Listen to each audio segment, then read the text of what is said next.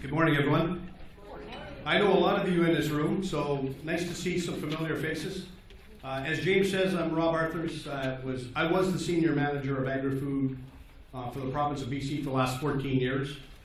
I started with the government. I was headhunted as an entrepreneur to help with the Olympics on the food side.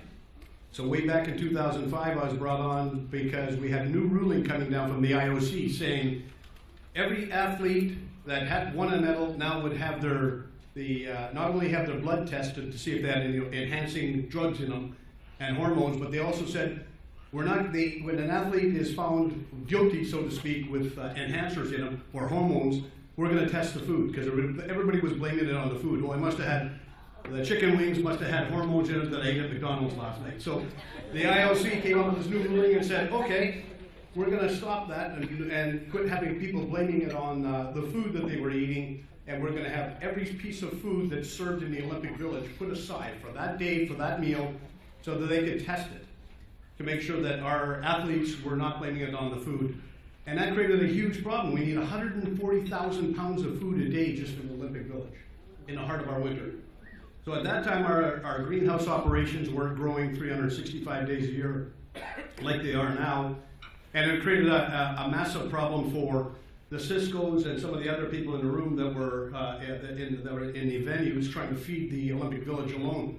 So my job was essentially to go and find new sources of food for the caterers, for all the Olympic pavilion houses, the Panasonic houses, McDonald's houses, making sure that everybody was eating in there was eating food that was safe, didn't have hormones in it. Then on top of it, we had people coming here that had celiac, so they wanted gluten-free, they wanted non-GMO, they wanted organic, they wanted halal, they wanted kosher. So we had all these crazy things that we had to do, whether it's religious or for food allergies, that we had to do for our Olympics. And that was it. I don't say that in a negative way. I think it's what happened. It created. Greenpeace started in Vancouver as an environmental revolution. 2010 Games came to Vancouver and we started a food revolution. So when we bring Trader Joe's, Whole Foods, Kroger's, and all those other stores that are here, they love Vancouver because we have exactly what the trends are. The non-GMOs, the organics, all that kind of stuff, the plant proteins. It's all here in the marketplace. So congratulations, Vancouver, you guys are in the right place. And the retailers from around the world know it. The secret is out. So people love Vancouver. And it was a very interesting time. It was fun to do that project. And I look at the companies that were sold recently, the Vegas, the Dias. Those guys all had major successes through the Olympics. Holy Crap Cereal, little tiny company from Seashell. I don't know how many millions of dollars there, but they were doing testing at Granville Island. And they got wind about this little tiny company, and then all of a sudden it blew up. So lots of things happened to it. So great success stories from Vancouver. But we're here to talk about trade, and we're all about trade. We all trade whether we know it or not. How many people here? Well, I'm going to say I'm older, so I was trading marbles as a kid. How many people here are trading marbles? Okay, our kids today are trading Yu-Gi-Oh and Pokemon cards. You all see that? My son was a Yu-Gi-Oh fan, so he had, I remember chasing around trying to find this blue-eyed shiny dragon card. And it was a very valuable card. And I remember saying, oh my God, my son found this card, and I think he traded 4 or 6 of his Yu-Gi-Oh cards to get the shiny dragon. And that memory just stays with me, and it's Pokemon. So he's introduced to trade. He understands trade. He sold Blue-Eyed Shiny Dragon, I think, for 10 cards down the road. And all his yoga, and eventually when he grew out all that stuff, we put all his cards on eBay. So he started to understand the commerce. And he sold it to somebody in the US. So we're all trading, whether we like it or not. So preparing your goods. Is that the right slide? Hang on, guys. There's a remote Stop there. and fell out. Okay. And there's a remote in front of you. Yes, I think it might have jumped a slide. Just green button. Bear with me. Huh. I don't even have that slide.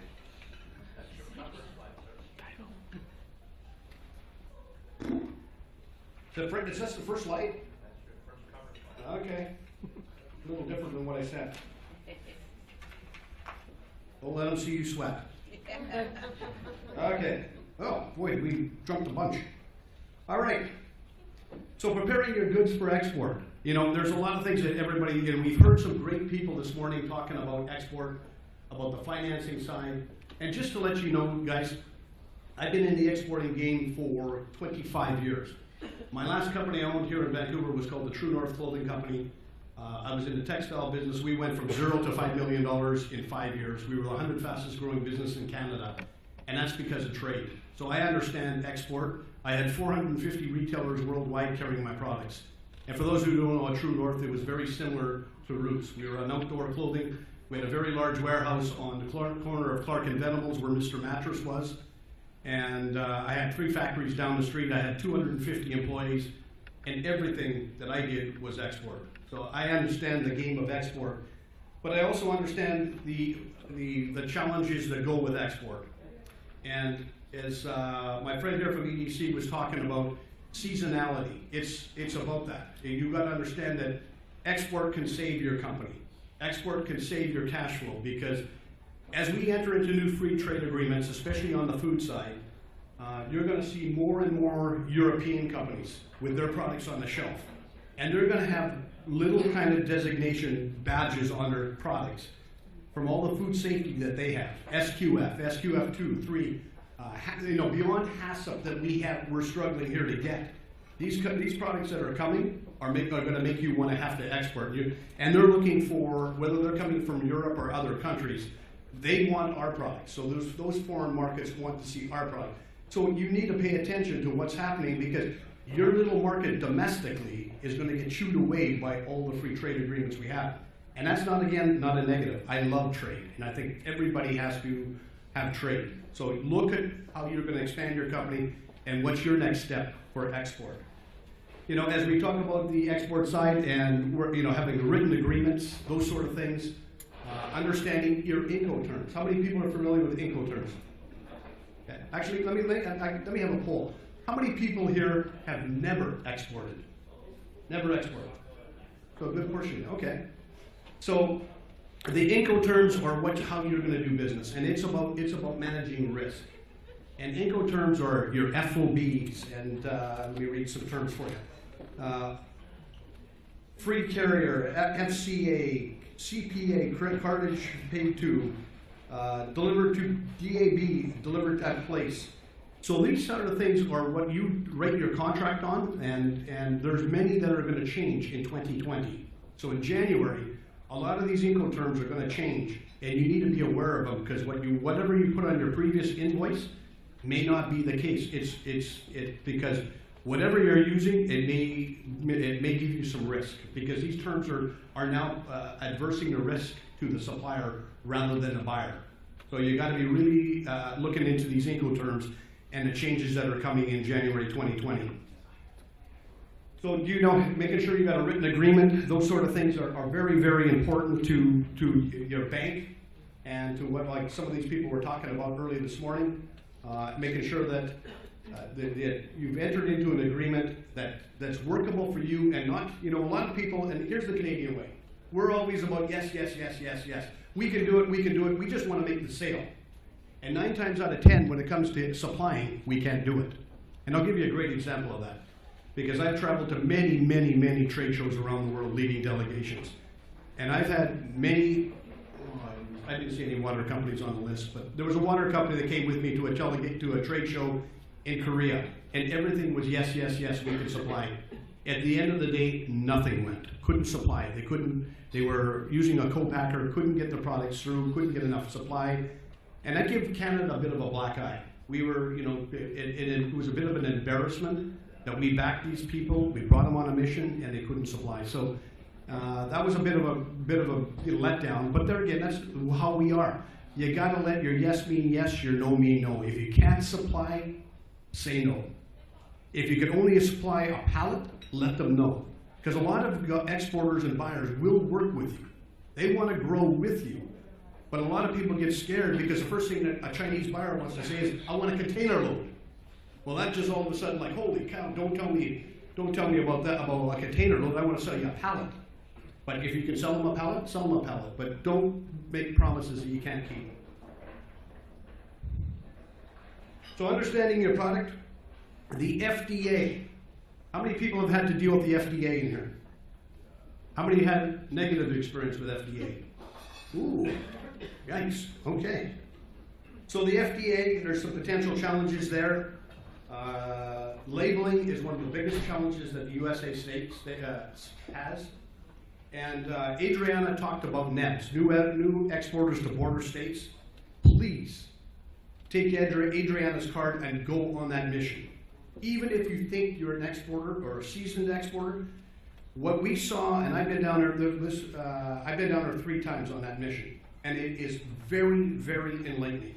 Because we go to the Canadian consul, we'll bring up a broker who will talk about broker and distributorship and how they work. And we're not talking UNFI or any of these big monster brokerage firms. They're smaller guys, boutique firms that will help grow your company. They want to work with Canadian companies. So we bring them out. We have the Canadian consulate talk about how they can help you in Seattle, because we do have an office in Seattle.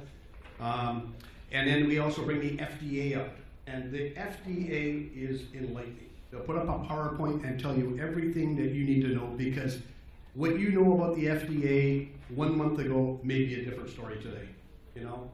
So things that may be on a truck on a way to go through the border, because this is how it was a month ago, by the time you get to the border, you're not going through because the paperwork has changed and new demands.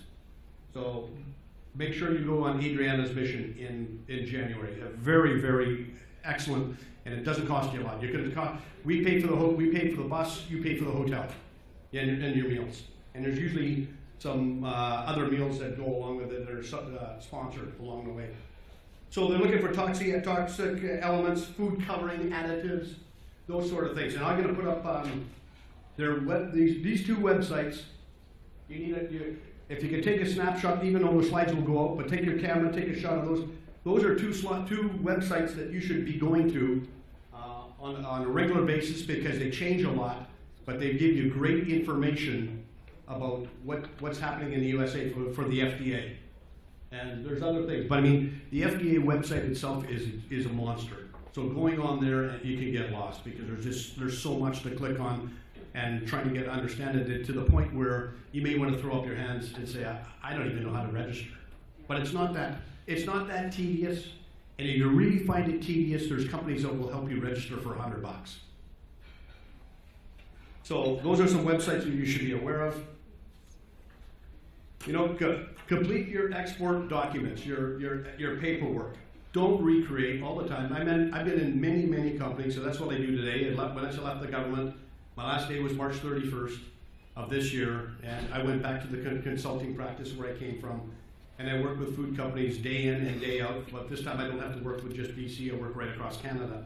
But one of the challenges I see is many people are recreating. So last month they exported to the USA, and instead of saving the documents and reusing different things, they're recreating from scratch, and they don't save. So it's recreating your paperwork, creating good files, making it easy for you and your staff to do the paperwork. It's not that onerous, but many people are in there because they're cheap.